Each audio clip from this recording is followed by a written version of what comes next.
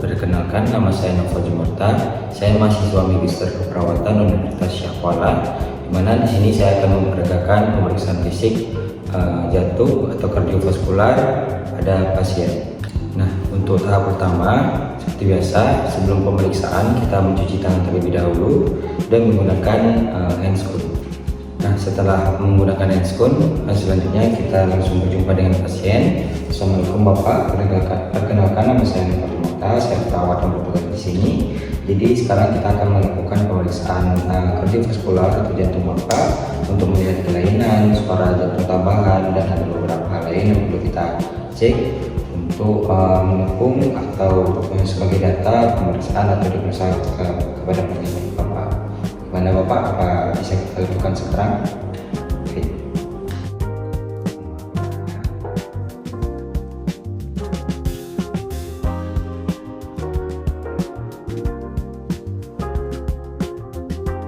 Untuk tahap awal, yang pertama kita lakukan inspeksi, yang dimana kita lihat bagaimana kulitnya terlebih dahulu, apakah pucat atau tidak. Terus kita lihat di bagian mata. Baik Bapak, mohon maaf Bapak ya. Baik, kita lihat apakah ada anamis atau tidak. Lalu selanjutnya kita lihat di bagian permukaan jantung atau permukaan dari torak atau dadanya. Kita lihat apakah ada jejak memar yang ditandai dengan kemerahan atau kebiruan, pucat, yang menandakan apakah ada trauma atau tidak pada area jantung pasien. Nah, selanjutnya bisa kita lihat juga pada tangan pasien, yang dimana kita lihat adakah babi minjer, terus adakah kepucatan, kebiruan di tangan yang menandakan bahwa ketidakstabilan dari suplai oksigen ke area ujung dari tangan. Setelah kita melakukan inspeksi, kita lakukan palpasi, di mana kita melihat ada apek pada pasien untuk melihat apakah ada denyutan yang normal dari aktivitas dari si jantungnya. Maaf Bapak ya. Rasakan di sini apakah ada denyutan tambahan atau denyutan yang tidak normal, di mana menandakan ada kelainan pada jantung pasien.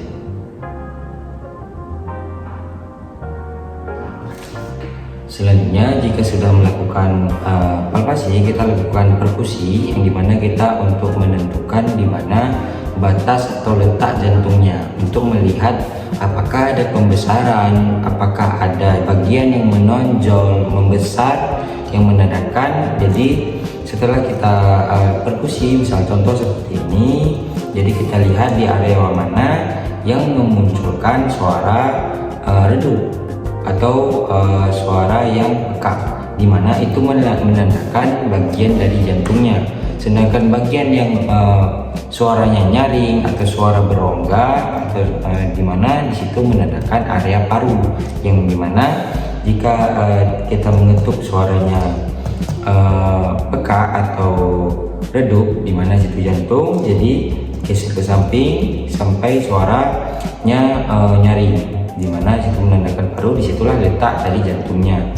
Ya, langsung saja kita praktekkan. Jadi yang pertama kita lihat di tulang skapulanya, terus kita di mana di situ terletak di ICS kedua, dekat pangkal dari tulang iganya atau parietal. Nah, di sini letak titik pertamanya. Lalu kita lakukan palpasi. Dari pertama kita cek apakah iya di situ. Nah, jika sudah muncul suara redup, maka di situ titik awal atau aortanya. Nah, setelah kita menemukan titik aortanya, di mana di sini titik atas jantung di bagian kanan, lalu kita melihat untuk titik tricuspid, yang dimana di situ letaknya di area ujung iganya juga. Nah, selanjutnya setelah kita melakukan sudah menemukan titik aortanya, kita selanjutnya akan mencari titik tricuspidnya, di mana itu titik bagian terbawah bagian kanan jantung. Jadi jika di sini sudah redup atau suara peka atau suara yang berisi atau padat suaranya, dimana kita lanjut sampai ke bawah, dimana lanjut sampai ke bawah sampai menghasilkan suara yang berongga atau timpani lagi.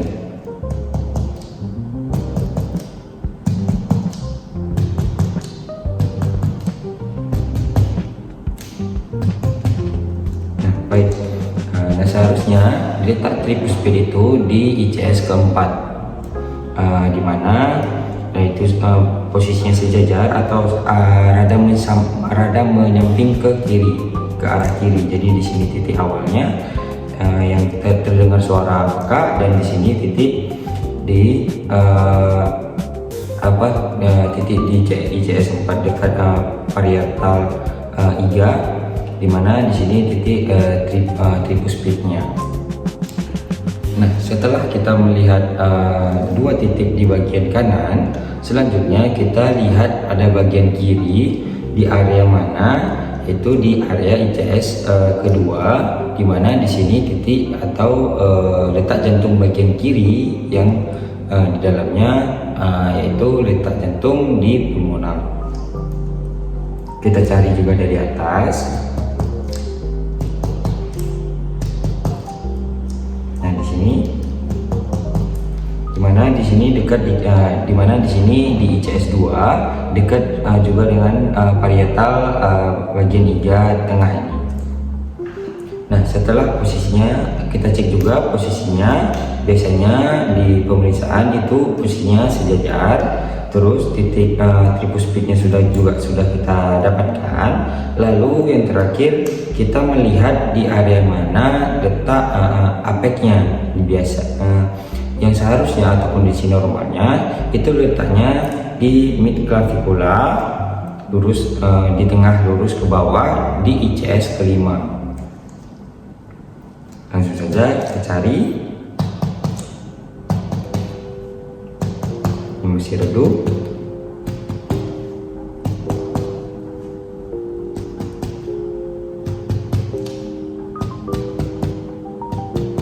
Nah, sini sudah mulai suara timpani, di mana di sini letak dari apex dari pasiennya, di mana di sini titik paling bawah atau letak paling bawah, di titik paling bawah di jantung pasien. Nah, yang perlu kita tahu bahwa di titik tadi, di mana tadi yang di kanan di ICS kedua, lalu bagian bawahnya itu menjerumus agak ke kiri, di mana jantung kita memang dominan ke kiri, itu diletak di parietal tulang iga yang di tengah, di mana di situ letak tripus speednya di ICS keempat atau sejajar dengan ICS keempat, di mana lalu untuk bagian kanannya atau bagian kiri pada pasiennya itu letaknya di pulmonal yang pertama itu di ICS 2 juga. Jadi dekat tulang parietal di tengah, lalu titik keempatnya itu ada di bagian bawah di ICS kelima, di mana di situ menandakan titik paling bawah dari bagian jantungnya, di mana selain dari misalnya lebih seharusnya apex yang letak di ICS kelima dia letak di ICS keenam, berarti ada pembesaran ada area jantungnya. Jadi selain pada area itu muncul suara redup atau suara peka, di mana itu menandakan bahwa pasiennya mengalami pembesaran jantung, pembengkakan jantung, dan hal-hal lain yang abnormal pada jantung pasien yang menyebabkan kondisi dari jantungnya itu membesar. Baik, setelah kita lakukan perkusi, selanjutnya kita lakukan auskultasi untuk melihat Nah, selanjutnya setelah kita melakukan perkusi, kita lakukan auskultasi untuk melihat atau mendengar suara dari jantungnya, di mana di ICS ke sebelah kanan di ICS kedua, di mana yang dekat dengan parietal itu, di mana itu akan terdengar suara dup yang lebih keras dibandingkan suara lu, di mana suara jantung yang kedua. Sama juga di bagian kirinya seharusnya terdengar suara dup yang lebih keras, dan perlu kita perhatikan di sini, di mana bahwa kita akan mencari atau adakah suara tambahan. Seharusnya kan suaranya lup-lup. Adakah di antara itu suara lain yang terdengar keras atau terdengar setelah suara lup-lup? Ada lain gitu yang menandakan itu ada suara murmur kah atau ada suara jantung tambahan lainnya. Nah, untuk titik pemeriksaannya juga sama seperti tadi, di mana kita mendengar pada sisi di titik ICS kedua sebelah kanan dekat parietal, lalu ICS kedua juga sebelah kiri di dekat parietal juga.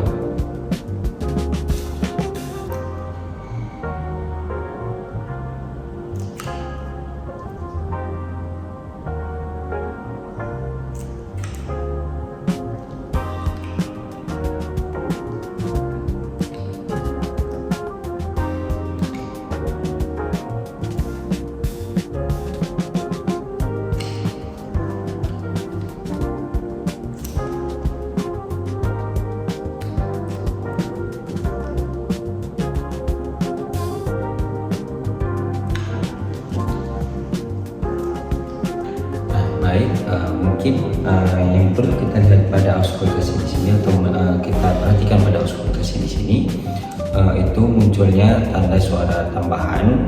Mungkin contohnya seperti ini.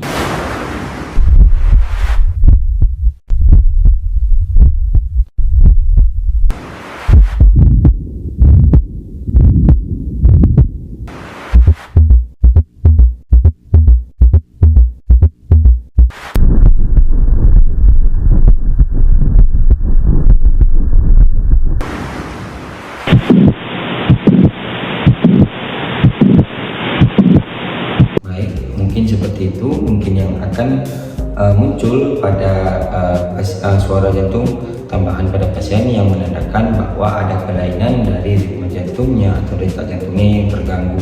Nah, selanjutnya untuk pemeriksaan ini mungkin ini di tahap awal yang dapat kita lakukan, yang dimana di sini dapat dilakukan juga untuk penunjangnya agar lebih paten dengan melihat berbagai macam pemeriksaan untuk memastikan lagi di titik mana pembengkakannya yang dapat kita lakukan pemeriksaan untuk menentukan tindakan apa, pengobatan apa yang akan diberikan. Nah, selanjutnya kita akan melakukan pemeriksaan GVP, di mana GVP angka normalnya itu adalah di bawah 5 cm, di mana di atas itu dianggap abnormal, di mana GVP ini terlihat mungkin kalau pada pasien yang normal itu tidak terlihat atau sulit terlihat, membutuhkan ekstensi atau gerakan pada pasiennya itu perlu miring ke kiri atau ke kanan terlebih dahulu, baru dia GVP-nya akan terlihat denyutannya. Yang kita lihat ini denyutannya. Lalu jika pasiennya normal itu jarang terlihat biasanya. Namun pada pasien yang memiliki gangguan kardiovaskular itu kemungkinan rata-rata menunjukkan ada peningkatan GVP-nya, yang dimana di situ perlu kita ukur seberapa tinggi dari GVP-nya.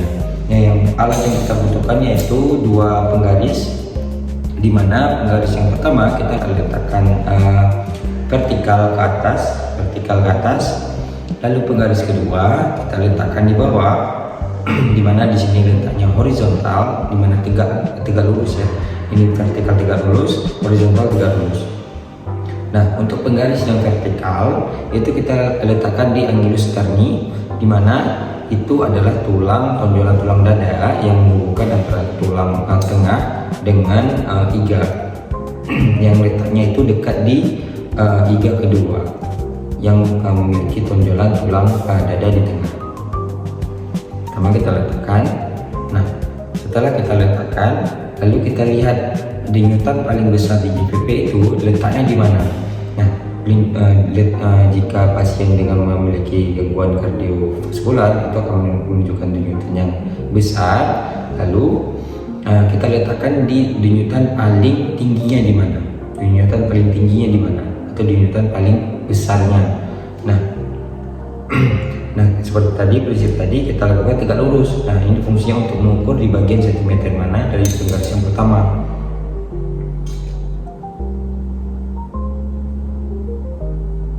Nah, ujung garis ini kita cocokkan kita letakkan di tonjolan atau di Newton paling besar pada area JVP pada pasien.